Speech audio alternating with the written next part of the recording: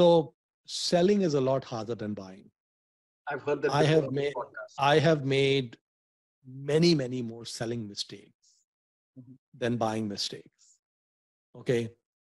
So what I have learned after all these arrows in the back on selling is basically be extremely reluctant to sell.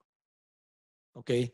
So if a company, if a company's valuation is fully priced, it's not time to sell. If it's overpriced, it's still not time to sell.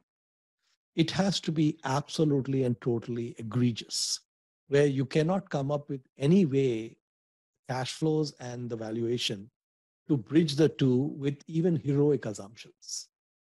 So basically, a business is worth the sum of future cash it'll produce from now till judgment day, discounted back. If some company is earning $1 million a year and the valuation is 200 million, you bought it for 8 million. Now it's 200 million. It it probably should not have been sold at even 30 million or 40 million or 50 million, because that is within the realm of reason.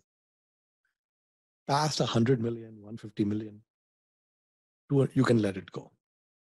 So, but basically it has to be at an extreme.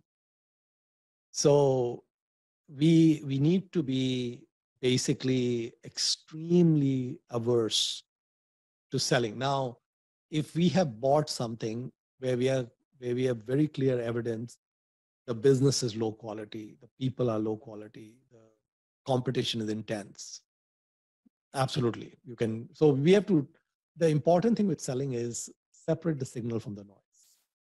So when you are convinced you have real signal and you don't have noise, a company can have a bad quarter, 2 quarters, 3 quarters, that's noise.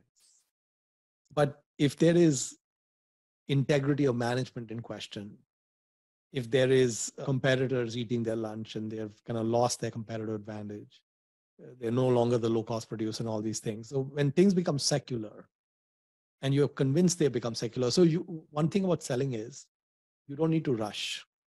You can be sloppy on the selling. So if you find something is overvalued, whatever, take your time. Take your time to convince yourself that it's truly egregious. If it's just simply overvalued, don't do anything. Good advice. Because I It's think a it's great way. It's a great way to make your broker starve. do that. Make them stop. Okay.